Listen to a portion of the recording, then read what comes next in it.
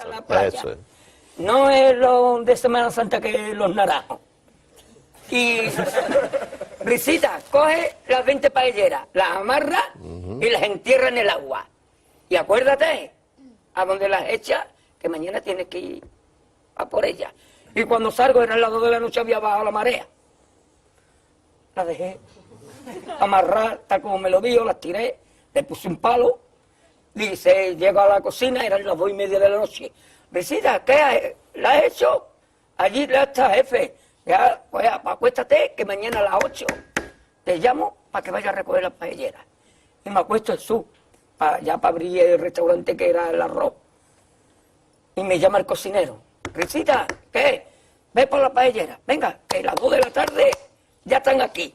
Miren, bañador, en las chanclas.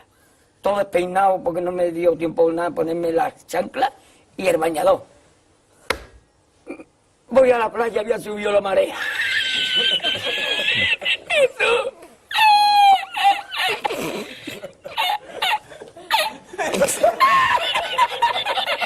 Jesús.